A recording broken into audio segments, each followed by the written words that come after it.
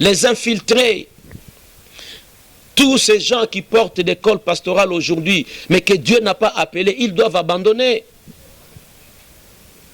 Et ce malheureux d'être fidèle dans une église pareille, être fidèle dans une église pareille, une église où Dieu ne reconnaît pas les leaders, une église où Dieu n'a pas appelé celui que vous nommez pasteur, les infiltrés.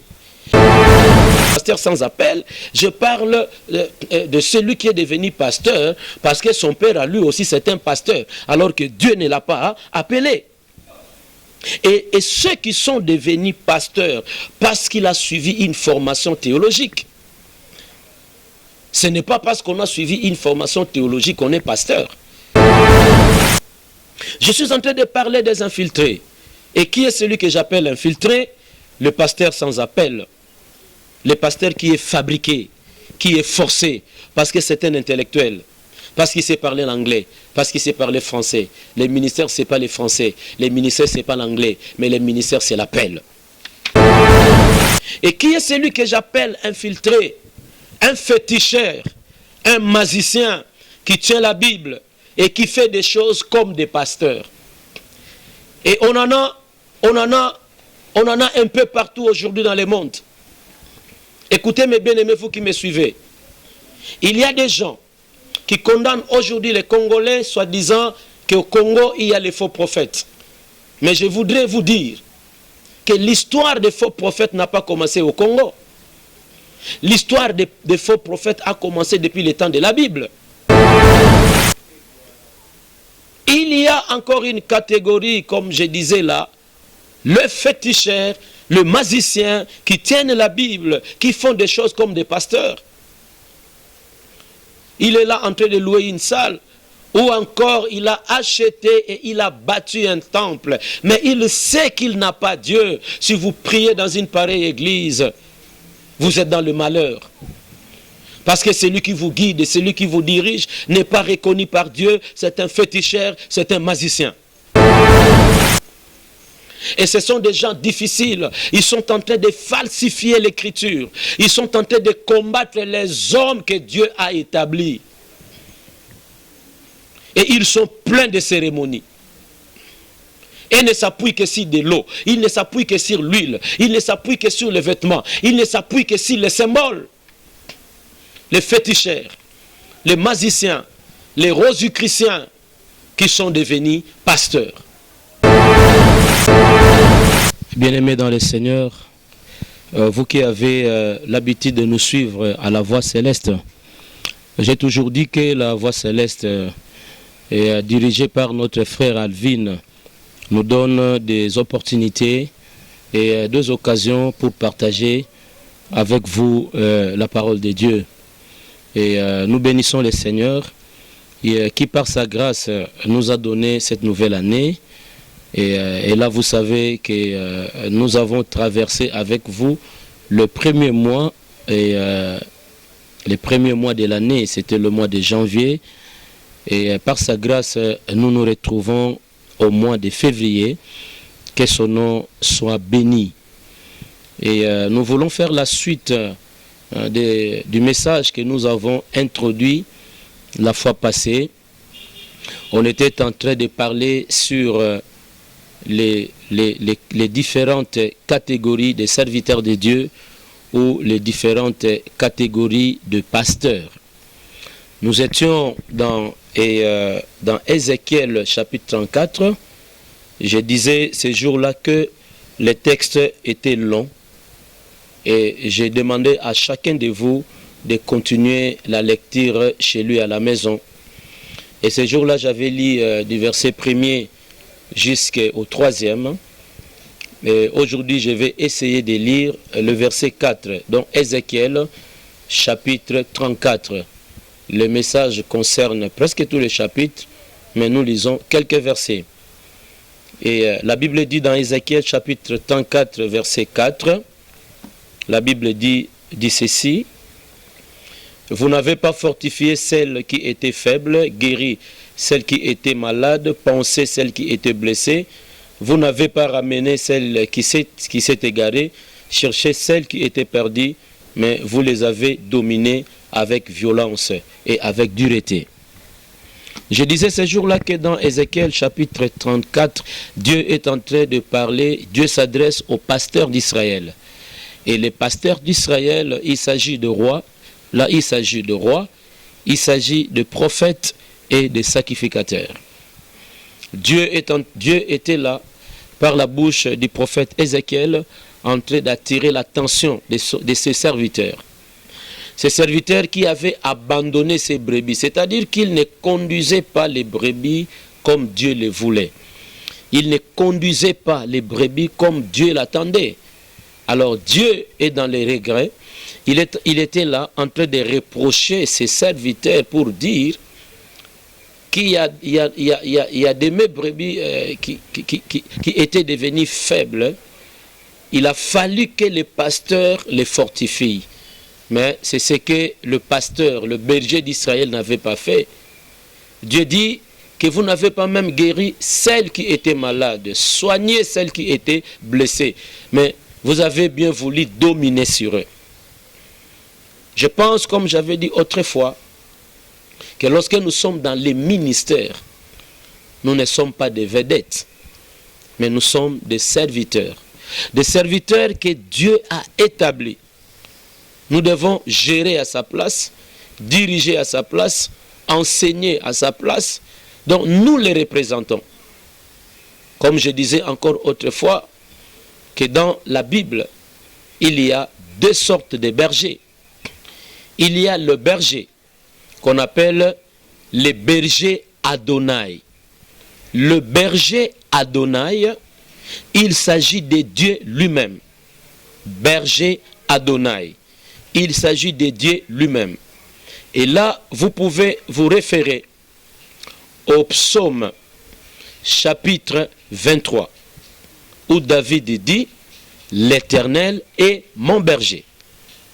Donc, David reconnaît dans le psaume 23, verset 1er, que Dieu est son berger. C'est-à-dire que Dieu est un berger et on l'appelle le berger Adonai. Dieu est lui-même le berger de son peuple. Dieu protège son peuple, Dieu nourrit son peuple. Parce que lorsque vous lisez le contexte du psaume 23, vous comprenez là vraiment que Dieu est un berger, parce qu'il amène ces brebis vers le pâturage. Donc il les amène, n'est-ce pas, pour leur donner de la nourriture, et il est là pour protéger son peuple. Le berger Adonai. Mais le deuxième berger, il s'agit de berger d'Adonai. Numéro 1, je disais le berger Adonai. Et le numéro 2, j'ai dit le berger d'Adonai. C'est-à-dire le berger que Adonai a établi. Les hommes que Dieu a choisis. Les hommes que Dieu a appelés. Les hommes que Dieu a choisis et les a donné une charge. Les hommes qui parleront à la place de Dieu. Les hommes qui enseigneront à la place de Dieu. Les hommes qui vont instruire le peuple de Dieu.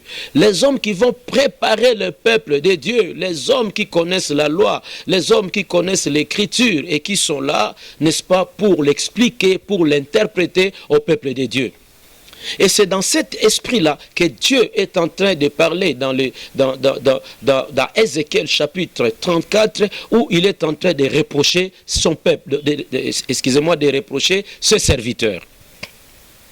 Et la Bible dit dans Éphésiens chapitre 4, verset 11, 12, vous descendez, Éphésiens 4, à partir du verset 11, 12, vous descendez, qu'il a fait des autres apôtres, prophètes, évangélistes, pasteurs et docteurs pour le perfectionnement des saints. C'est-à-dire que nous sommes là en tant que pasteurs, en tant qu'apôtres, en tant qu'évangélistes, en tant que docteurs, en tant que prophètes, pour perfectionner les saints. Or, le perfectionnement se fera grâce à la parole de Dieu, grâce à l'enseignement. Dieu ne nous a pas appelés pour détruire la vie des hommes, mais Dieu nous a appelés pour montrer aux hommes le chemin qu'ils devaient suivre. Parce que nous ne sommes pas éternels sur la terre. Nous sommes des pèlerins, nous sommes des passagers. Et Dieu a choisi des hommes qu'il a établis. Les hommes qu'il a choisis, les hommes qu'il a dotés de valeurs spirituelles, les hommes qui parleront à sa place. Et je disais la fois passée qu'il y a plusieurs catégories de pasteurs. Donc j'avais énuméré quelques-unes de ces catégories-là, et aujourd'hui j'en ajouterai un ou deux, et nous allons terminer. Mais laissez-moi faire un petit résumé. Je disais dans les catégories de ceux qui sont pasteurs, je disais que la première catégorie sont les pasteurs qui sont appelés par Dieu. Les hommes qui sont appelés par Dieu. Les hommes qui craignent Dieu. Et ils sont là. Il ne faut pas que les gens pensent que s'il y a les faux aujourd'hui, n'est-ce pas, qui dominent la terre, qui dominent le monde, tout le monde sont dans les faux. Non. Ici sur la terre, il y a des hommes que Dieu a appelés, il y a des hommes qui servent Dieu, il y a des hommes qui craignent Dieu et qui n'ont pas de mélange dans leur vie. Ils n'ont que Jésus et ils n'ont que la pure onction du Saint-Esprit. Ils sont là. Il faut simplement avoir le discernement pour les découvrir. Parce qu'il y a des gens qui sont en train de nous amener une logique pour convaincre les gens que tous les serviteurs de Dieu sont égarés. C'est faux. C'est faux. Est-ce que vous pouvez vraiment accepter, vous pouvez croire que Dieu va perdre tous ses serviteurs? Alors il va donner l'avenir de l'Église à qui? Il y a des hommes qui craignent Dieu. Il y a des pasteurs qui n'ont que la Bible, qui n'ont que les Écritures et qui n'ont que la pure onction du Saint-Esprit. Mais je disais la fois passée qu'ils sont rarement soutenus, ils sont rarement aimés, ils sont rarement encouragés. Pourquoi? Parce que Satan est en train de les combattre. Et si toi tu as le discernement que ton pasteur est un homme de Dieu, ton pasteur est un homme sans mélange, ton pasteur est un homme qui a l'appel de Dieu, qui a une vocation céleste, attache-toi à lui. Parce qu'il va te préparer pour qu'un jour tu rencontres le Seigneur. Et la deuxième catégorie, je suis en train de faire juste un petit rappel rapide. Et la deuxième catégorie, j'ai parlé des pasteurs qui sont appelés par Dieu, mais qui sont égarés à cause des plaisirs. Appelés par Dieu, nommés par Dieu, mais égarés à cause des plaisirs. Mais ces pasteurs-là peuvent se repentir et revenir à Dieu. Dans la troisième catégorie, je parlais des pasteurs qui sont appelés, mais qui ont emprunté les faits étrangers. C'est-à-dire, ils ont emprunté la voie des fétiches. Mais ils étaient appelés par Dieu. Peut-être qu'ils ont trouvé des difficultés énormes en servant le Seigneur. Peut-être qu'ils ont vu qu'ayant travaillé plusieurs années, les choses ne marchaient pas sur le plan matériel. Peut-être qu'il a constaté que les autres sont en train d'émerger et que lui est là stationné. Appelé par Dieu, mais il a emprunté la voie des fétiches. Aujourd'hui, il est devenu un pasteur, mais un pasteur magicien, un pasteur féticheur. Et cette catégorie des hommes, n'est-ce pas, et aussi peuvent se repentir et revenir à Dieu. Pourquoi? Parce qu'au préalable, il a un appel de Dieu. Et maintenant, je vais énoncer la quatrième catégorie des pasteurs, que je n'avais pas dit la fois passée. Il s'agit des pasteurs infiltrés. Les infiltrés, le mercenaire. J'ai parlé de trois catégories qui sont appelées par Dieu. La première catégorie, c'est celle qui craint Dieu jusqu'aujourd'hui. La deuxième catégorie, c'est les pasteurs appelés, mais qui est égaré à cause de la cupidité, à cause des plaisirs. La troisième catégorie, c'est les pasteurs appelés par Dieu, mais qui a emprunté la voie de fétiche. Et maintenant, la quatrième catégorie, je parle des infiltrés. C'est-à-dire que les hommes que Dieu n'a pas appelés, les hommes que Dieu n'a pas appelés, peut-être un psychologue, mais qui est devenu pasteur. Parce que quand quelqu'un maîtrise la psychologie, il peut comprendre l'homme. Et il peut, n'est-ce pas, il peut dire à l'homme les choses qu'il pense. Et cet homme qui est devant lui pensera qu'on est en train de prophétiser sur lui, alors que celui qui est devant lui, c'est un psychologue. Les infiltrés, tous ces gens qui portent des cols pastorales aujourd'hui, mais que Dieu n'a pas appelés, ils doivent abandonner. Et ce malheureux d'être fidèle dans une église pareille. Être fidèle dans une église pareille, une église où Dieu ne reconnaît pas les leaders, une église où Dieu n'a pas appelé celui que vous nommez pasteur. Les infiltrés. Infiltré un pasteur sans appel, un pasteur sans vocation, un pasteur que Dieu n'a pas appelé. Parce que dans les cadres du ministère, Dieu ne badine pas, Dieu ne fait pas de la blague. Ou tu es appelé à servir Dieu dans le ministère, ou tu ne l'es pas. Écoutez, il y a deux sortes d'appels. Il y a l'appel au salut. L'appel au salut, c'est-à-dire Dieu appelle tout le monde à la repentance. Dieu appelle tout le monde au salut. Dieu appelle tout le monde à recevoir Jésus comme son Seigneur et Sauveur. C'est ce que la Bible dit dans Jean chapitre 3 verset 16. Dieu a tant aimé le monde qu'il a donné son Fils, afin que quiconque croit à lui ne périsse point, mais qu'il ait la vie éternelle. Donc cet appel-là, c'est un appel qui concerne toutes les créatures. Dieu les appelle au salut. Mais il y a le deuxième appel qui ne concerne pas tout le monde.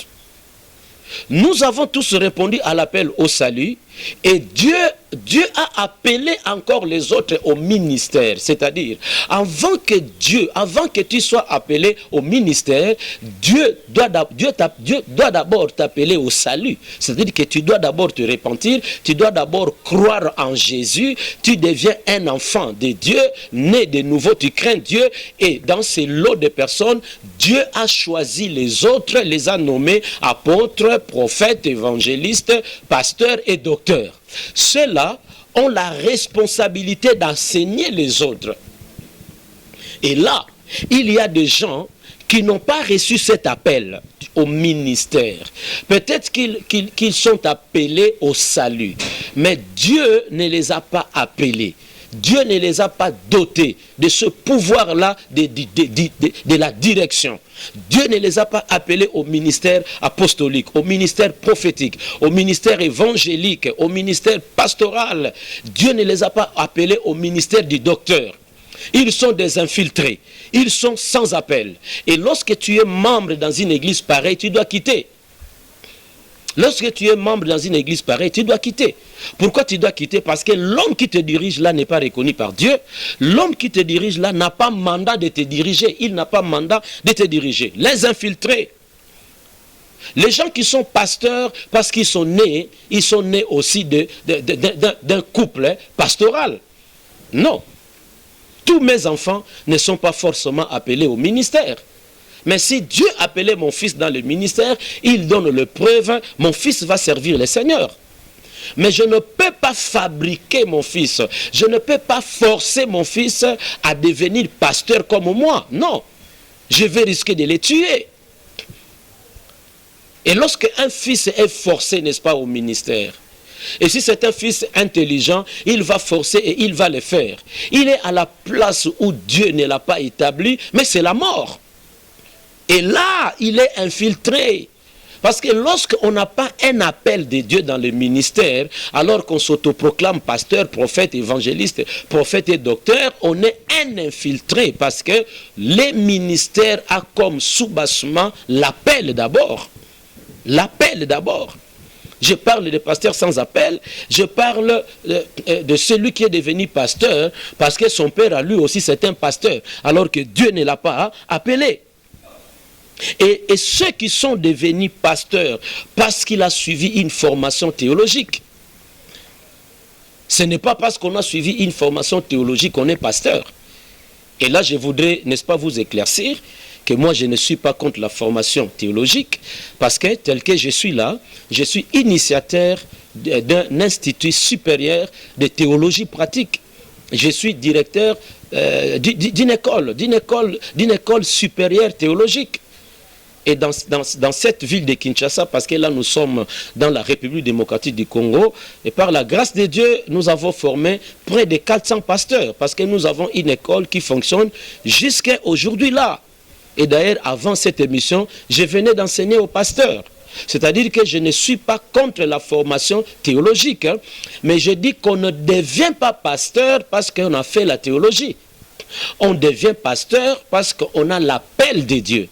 C'est lorsqu'on est appelé par Dieu, on est nommé dans les ministères et on ira à l'école théologique, n'est-ce pas, pour se ressourcer, pour augmenter son savoir, sa connaissance, pour avoir des arguments.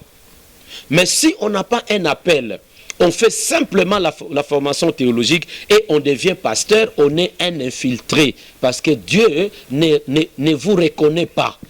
Parce que Dieu ne vous a pas appelé. Jérémie était prophète parce que Dieu l'avait appelé. Amos était prophète parce que Dieu l'avait appelé. Ésaïe était prophète parce que Dieu l'avait appelé. Pierre était apôtre parce qu'il était appelé par Dieu. Matthieu était apôtre parce que Dieu l'avait appelé. Jean était apôtre parce que Dieu l'avait appelé. Jacques était apôtre parce que Dieu l'avait appelé. C'est-à-dire, lorsqu'on n'a pas un appel, alors qu'on s'autoproclame dans les ministères, on est un infiltré, on est un mercenaire. Et on ne fera pas des choses comme Dieu les demande. On ne fera pas des choses selon la volonté de Dieu. On va peut-être travailler pour son ventre. On va peut-être travailler pour gagner l'argent. On va peut-être travailler pour s'acheter des immeubles et des voitures. Ce qui n'est pas mauvais. Ce qui n'est pas mauvais, lorsqu'on sert Dieu en vérité, Dieu bénit ses serviteurs. Ce n'est pas là où je suis. Parce que là, je suis en train de parler des infiltrés. Un infiltré n'aura pas compassion des fidèles. Il n'aura pas compassion des fidèles parce qu'il n'a pas ce cœur-là pastoral. Vous savez, mes bien-aimés, que le pasteur doit avoir un cœur. Parce que le pasteur est un berger. Le pasteur n'est pas un homme brutal. Le pasteur n'est pas un homme orgueilleux. Le pasteur n'est pas un charlatan. Le pasteur n'est pas un homme indiscret. Peut-être que quand nous allons avancer dans les émissions prochaines, et là nous reviendrons sur les caractéristiques d'un pasteur. Un infiltré, son problème c'est quoi? Son problème c'est faire ses zigzags devant les gens. Quelqu'un vient devant l'assemblée et il vous dit qu'aujourd'hui, je n'ai pas grand-chose à vous dire. Alors si tu n'as pas grand-chose à dire, pourquoi tu es là? Il se met là-bas à chanter, à chanter, à chanter. Est-ce que chanter c'est mauvais? Non, chanter ce n'est pas mauvais. Mais vous êtes là devant, n'est-ce pas? Les chantres sont là. Ils ont déjà agrémenté, ils ont déjà amené l'église, n'est-ce pas, dans l'adoration. Et vous êtes là pour prêcher la parole de Dieu. Les gens viennent à l'église pour deux choses. Pour adorer Jésus et pour écouter sa parole. Lorsque nous adorons, nous devons écouter. Un infiltré n'a pas un message. Bon, il peut peut-être avoir un message, mais il s'agit de quel message? On prêche du 1er janvier au 31 décembre, on ne prêche qu'un seul message. Un message centré toujours sur la prospérité, cette prospérité matérielle. Est-ce que c'est vraiment une bénédiction lorsque Dieu élève les gens, mais ces gens-là demeurent dans le péché? Est-ce que c'est une bénédiction? Prêchons la bénédiction qui vient de Dieu, mais que cette bénédiction-là nous trouve dans la sainteté, que cette bénédiction-là nous trouve dans la crainte de Dieu. Je suis en train de parler des infiltrés. Et qui est celui que j'appelle infiltré? Le pasteur sans appel. Le pasteur qui est fabriqué, qui est forcé, parce que c'est un intellectuel. Parce qu'il sait parler l'anglais, parce qu'il sait parler français. Les ministères, ce n'est pas les français. Les ministères, ce n'est pas l'anglais. Mais les ministères, c'est l'appel. Et qui est celui que j'appelle infiltré? Un féticheur, un magicien qui tient la Bible et qui fait des choses comme des pasteurs. Et on en a un peu partout aujourd'hui dans le monde. Écoutez mes bien-aimés, vous qui me suivez. Il y a des gens qui condamnent aujourd'hui les Congolais, soi-disant qu'au Congo, il y a les faux prophètes. Mais je voudrais vous dire que l'histoire des faux prophètes n'a pas commencé au Congo. L'histoire des faux prophètes a commencé depuis le temps de la Bible. Mais lorsque nous parlons d'Élie, qui est monté sur le mont Carmel, mais il a tué combien de prophètes? N'est-ce pas 90 prophètes? N'est-ce pas 900 faux prophètes? Ils étaient 450 faux prophètes de Baal, 450 faux prophètes d'Astarté devant Élie, les prophètes de Dieu. C'est-à-dire que l'histoire des faux prophètes ne commence pas aujourd'hui. Et le Congo aussi n'est pas le berceau des faux prophètes. Aujourd'hui, ce phénomène des faux prophètes, c'est un phénomène mondial. Il y a des faux prophètes en Afrique, il y a des faux prophètes en Asie, il y a des faux prophètes en Océanie, il y a des faux prophètes en Amérique, il y a des faux prophètes en Europe. Ils sont partout. Et d'ailleurs, l'existence aussi des faux prophètes ne peuvent pas étonner les gens. Peut-être ma soeur, mon frère, vous qui me suivez, vous avez peut-être abandonné la foi parce qu'un serviteur de Dieu vous avait déçu. Mais ça, il faut faire attention. Le serviteur de Dieu qui vous a déçu, c'est un homme comme vous, Dieu le jugera de sa façon, mais vous, continuez votre foi. Vous devez continuer votre foi. Et vous ne devez pas aussi oublier que le fondement de votre foi, c'est le Christ. Bien sûr, nous, pasteurs, Dieu nous appelle à être modèles. Mais vous ne pouvez pas vous retirer de la foi parce qu'un prophète a fait, un prophète a dit, un apôtre a fait. Non. Il y a encore une catégorie, comme je disais là, le féticheur, le magicien, qui tiennent la Bible, qui font des choses comme des pasteurs. Il est là en train de louer une salle, ou encore il a acheté et il a bâti un temple, mais il sait qu'il n'a pas Dieu. Si vous priez dans une pareille église, vous êtes dans le malheur. Parce que celui qui vous guide et celui qui vous dirige n'est pas reconnu par Dieu, c'est un féticheur, c'est un magicien. Et ce sont des gens difficiles, ils sont en train de falsifier l'écriture, ils sont en train de combattre les hommes que Dieu a établis. Et ils sont pleins de cérémonies. Et ils ne s'appuient que sur de l'eau, ils ne s'appuient que sur l'huile, ils ne s'appuient que sur les vêtements, ils ne s'appuient que sur les symboles. Les féticheurs, les magiciens, les rosicruciens qui sont devenus pasteurs. Bien-aimés, la Bible dit n'ajoutez pas foi à tout esprit, mais éprouvez les esprits pour savoir s'ils sont des dieux.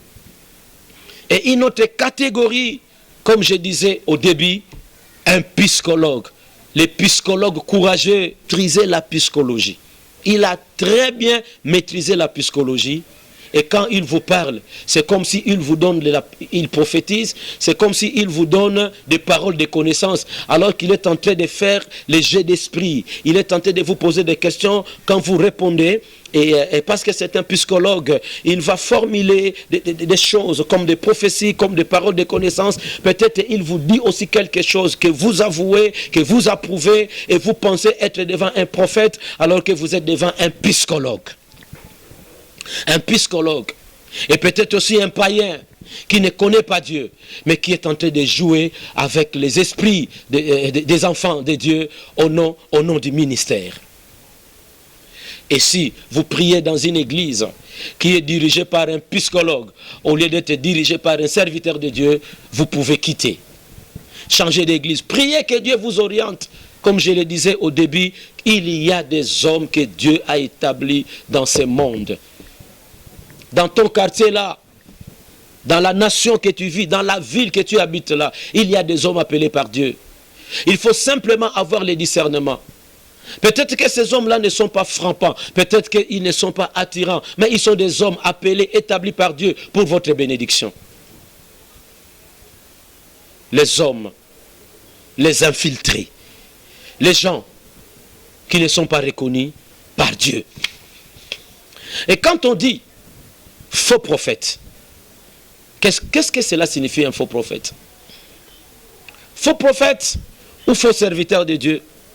Un faux prophète peut être celui que Dieu a appelé, mais qui est égaré. Il est tombé et il est resté dans ce péché-là. Il commence à pratiquer les choses qu'il condamnait avant. Il est devenu un faux prophète. Parce que quand un homme de Dieu tombe, quand un enfant de Dieu tombe, il a la possibilité de se repentir et changer de direction. Dieu va le pardonner et Dieu sera avec lui. Mais quand un homme de Dieu tombe et demeure, il devient un faux. Un faux prophète, c'est aussi celui qui est appelé par Dieu, mais qui a emprunté la voie des fétiches. Il est appelé par Dieu. Mais qu'est-ce qu'il fait avec des fétiches? Il devient aussi, lui, un faux prophète. Et un faux prophète, ce sont les infiltrés, les gens sans appel, les courageux. Il est simplement courageux, mais il n'a pas d'appel, il n'a pas aussi le ministère. Il est simplement courageux, il est simplement ambitieux. Vous savez, par une ambition, par un zèle amer, on peut bâtir une église. Et surtout qu'aujourd'hui, nous vivons dans un monde sans discernement. Ici, aujourd'hui, il suffit seulement que les gens voient qu'il y a des chaises, qu'il y a de la sonorisation, qu'il y a une belle salle bien embellie, et il y a quelqu'un qui saute, qui prêche, et qui fait semblant de prophétiser. Directement, sans discernement, on les considère comme un serviteur de Dieu, et on se donne à lui. Les infiltrés, les courageux, les gens qui sont fabriqués par des écoles théologiques, par des écoles bibliques, mais que Dieu n'a pas appelées. Les gens qui sont fabriqués par leurs parents pasteurs.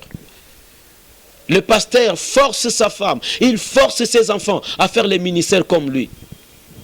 On ne fait pas les ministères parce qu'on est forcé. On ne fait pas les ministères parce qu'on est né d'une famille chrétienne. On ne fait pas les ministères parce qu'on est sorti, on est les fils biologiques d'un pasteur. Mais là, je souligne parce que je suis un homme équilibré. Je ne voudrais pas dire que les fils des pasteurs ne peuvent pas devenir pasteurs. Non, il y a des gens que nous attestons, il y a des gens que nous applaudissons, il y a des gens, n'est-ce pas, que nous confirmons pasteurs. Il est le fils d'un pasteur. Vous voyez aussi en lui les ministères. Je ne voudrais pas citer les noms ici. Vous voyez en lui les ministères. Vous voyez comment il interprète la parole de Dieu. Vous voyez comment il conduit l'église. Vous voyez comment il s'applique. Vous voyez comment il sert Dieu. Vous confirmez que c'est un serviteur de Dieu qui est né d'un pasteur. Il a un appel. Mais quand mon fils n'a pas d'appel, je ne peux pas le forcer.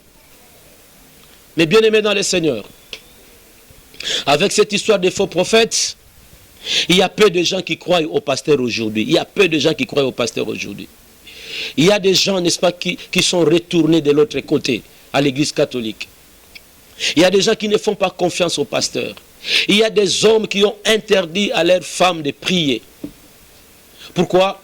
Simplement parce qu'il a vu, simplement parce qu'il a écouté. Mais je voudrais souligner, vous pouvez écouter, vous pouvez voir, mais il ne faut jamais oublier que Dieu n'a pas perdu ses serviteurs. Les gens qui prétendent être seuls, par leur courage, ils prétendent être seuls. Je voudrais vous rappeler que quand Élie avait dit à Dieu, je suis resté le seul prophète, Dieu lui avait dit que j'ai encore 7000 qui n'ont pas fléchi les genoux devant Baal. Dieu a encore ses serviteurs. Les serviteurs qui n'ont pas adoré Baal. Les serviteurs qui n'ont pas adoré le diable, afin que le diable leur donne le monde, le succès, la réussite, le matériel. Ils sont encore là dans le monde. Vous pouvez prier que Dieu vous oriente. Vous pouvez prier que Dieu vous aide. Et je pense que Dieu va vous orienter et il vous conduira dans une église dans laquelle il a établi son serviteur. Vous allez continuer votre foi. Parce que nous sommes dans les ministères pour vous aider à rencontrer le Seigneur un jour. Nous sommes dans les ministères pour garder votre foi. Nous sommes dans les ministères pour vous affermir. Nous sommes dans les ministères pour vous préparer le chemin, afin qu'un jour, parce que bientôt et très bientôt, la cloche va sonner et le Fils de Dieu apparaîtra. Il apparaîtra dans les airs pour enlever l'église. Nous ne sommes pas là sur la terre éternellement. Nous sommes là pour un temps. Et le Seigneur va revenir pour récupérer l'église, pour enlever l'église. Et lorsque Dieu nous appelle au ministère, c'est pour vous aider, c'est pour vous enseigner. Et nous devons tout vous enseigner.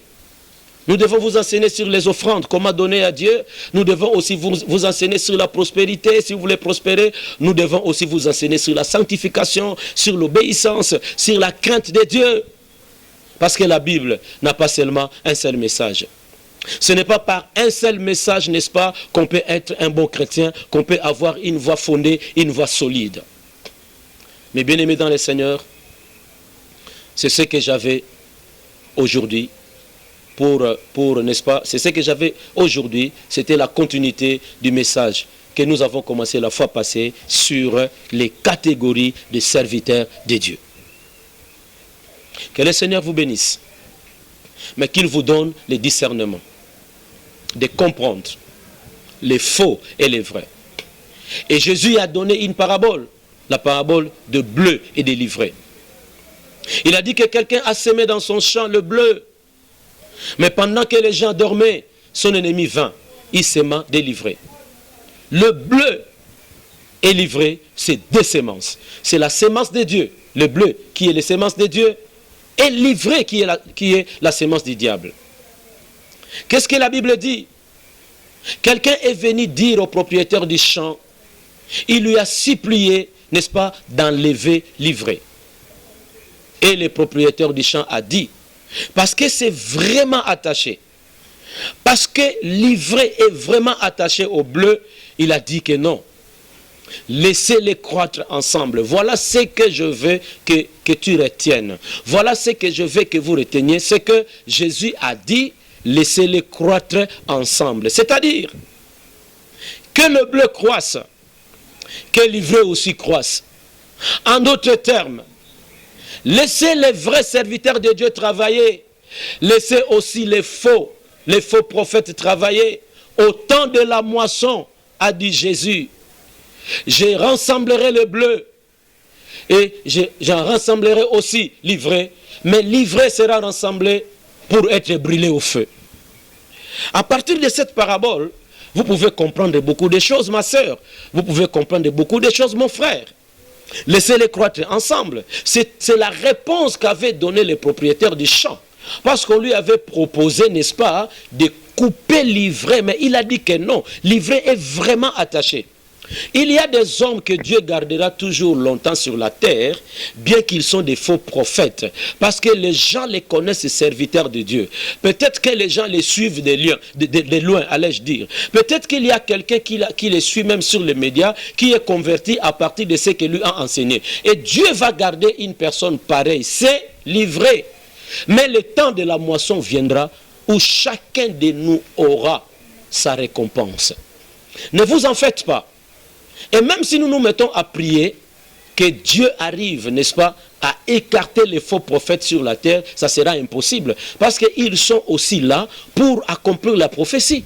Ils sont aussi là pour accomplir, n'est-ce pas, et accomplir les prophéties bibliques. Même en Israël, il y avait des faux prophètes. Vous allez vous souvenir de l'histoire d'Akab, lorsqu'il voulait aller à la guerre, n'est-ce pas? Il a consulté les prophètes. Il a consulté ces prophètes à lui qui étaient des faux prophètes. Et qu'est-ce que ces prophètes lui avaient dit? Ils ont dit à Akab qu'il va à la guerre, tu vas réussir. Mais il y a le roi de Juda qui a conseillé à Akab que si on pouvait appeler un autre prophète. Et lorsque Michée est venu, il a fait d'abord semblant de lui dire, allez, tu vas réussir. Et le roi a réclamé que non, je veux la vérité. Et il a prophétisé la vérité, que je vois Israël dispersé comme un peuple sans brebis. Mais il s'est entêté, il est parti à la guerre et il est mort. Qui était Michée? Mais c'est le prophète de Dieu. Mais qui sont ces prophètes-là qui avaient dit au roi d'aller et il va réussir la guerre? Ce sont des faux prophètes. Que le Seigneur vous bénisse. Que le Seigneur vous soit favorable. Et que cette parole vous aide. Ayez le discernement. Comprenez et voyez qui est un faux prophète et qui est un vrai prophète. Mais ne mélangez pas les tout. Retournez à l'église si un homme vous avait gêné par son comportement. Ne vous tuez pas à cause de lui, parce que le temps de la moisson viendra. Que la grâce de Dieu, source de toute bénédiction, tombe sur vous. Que l'esprit du discernement vous guide. Et que tout celui qui m'a suivi, qui peut-être avait fait naufrage à cause d'une bêtise commise par un serviteur de Dieu, que Dieu te touche. Et qu'il te donne le discernement de là où tu peux aller aujourd'hui, de là où tu peux prier aujourd'hui. Je prie que tu n'arrives pas à perdre cette année. Peut-être que toute l'année passée, tu étais à la maison. Tu ne savais où aller. Cette année, Dieu te donne le discernement. Que Dieu te donne le discernement. Que Dieu te fortifie. Afin que tu choisisses un bon lieu du culte. Là où tu écouteras la parole de Dieu pour grandir dans la foi en attendant l'avènement de notre Seigneur. Et si tu es aussi malade, que Dieu te guérisse. Si tu as aussi un problème quelconque, que Dieu te donne solution. Que le Seigneur vous bénisse. Et à la prochaine occasion. Ciao. Que bien-aimés dans le Seigneur, vous qui avez l'habitude de nous suivre à la Voix Céleste, La Voix Céleste qui nous donne toujours des opportunités de partager avec vous la parole de Dieu. La Voix Céleste qui est dirigée, chapeautée par notre frère Alvin. Nous sommes venus, comme annoncé la fois passée, que pendant 19 ans, nous avons travaillé. L'Église était locataire pendant tous ces 19 ans.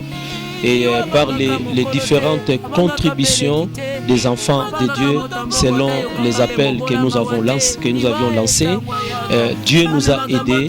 À l'heure actuelle, nous venons d'acheter un lieu, une parcelle, un lieu de culte. Mais seulement dans cette opération, là, nous venons de verser une grande partie et il y a une somme qui reste à verser pour que l'opération soit clôturée. Et la somme qui nous reste, c'est 16 000 $. Les 16 000 $ qui doivent être versés d'ici là pour clôturer l'opération. Et là, nous serons en possession des lieux. Et là, nous sommes en difficulté et nous ne pouvons pas, n'est-ce pas, établir les certificats d'enregistrement simplement parce que nous avons encore 16 000 $ dont nous devons remettre aux bailleurs, c'est-à-dire aux vendeurs. Et c'est pourquoi nous sommes venus vers vous, enfants de Dieu. Nous sommes venus vers vous, fils de Dieu. Nous sommes venus vers vous, filles de Dieu. Vous demandez par la grâce de Dieu, lui qui crée les vouloir et les faire, si jamais il touchait votre cœur, vous pouvez alors nous appeler, n'est-ce pas, pour nous envoyer votre contribution, afin que nous soyons à mesure, n'est-ce pas, de verser les 16 000 $ et entrer en possession de ces lieux de culte. Je ne voudrais pas vous promettre quelque chose, parce que je sais que c'est Dieu qui guérit et c'est Dieu qui bénit. Et vous pouvez vous souvenir de la parole de Jésus dans les évangiles. Il a dit, celui qui donnera même un verre d'eau à mon serviteur, il ne manquera pas la récompense. C'est-à-dire, c'est Dieu qui sait, parce que vous savez, quand quelqu'un bénit l'œuvre de Dieu, Dieu n'est pas toujours obligé de lui donner l'argent. On peut donner l'argent, mais Dieu donne la bonne santé. Et là, je dis que je ne vous promets rien. Dieu sait ce qu'il va faire.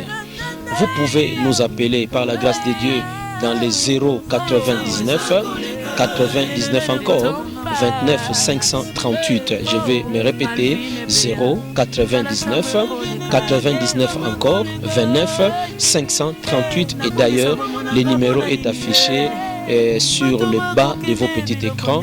Vous appelez, nous allons discuter, nous allons parler et nous allons voir comment vous pouvez faire, n'est-ce pas, pour nous parvenir votre contribution. Votre contribution qui est la meilleure pour nous, votre contribution qui est un signe d'amour pour nous, votre contribution qui est la bienvenue pour que nous soyons à mesure de détenir le 16 000 $ versés aux bailleurs, parce que le délai est vraiment proche. Vraiment, nous avons un espoir. Pourquoi nous mettons de l'espoir? Parce que vous êtes des enfants de Dieu, vous êtes des fils de Dieu, vous êtes des filles de Dieu, capables, n'est-ce pas, de contribuer à l'œuvre de Dieu. Appelez-nous sur les numéros affichés sur les pieds de vos petits écrans. Nous aurons les 16 000. Nous allons clôturer l'opération. Dieu va se glorifier. C'est alors que nous parlerons après de la construction. En attendant, que Dieu vous bénisse. Que cette année, parce que nous sommes encore au mois de janvier, meilleurs vœux, que cette année vous soit favorable sur les différents domaines de votre vie. Soyez bénis au nom de Jésus-Christ. Amen.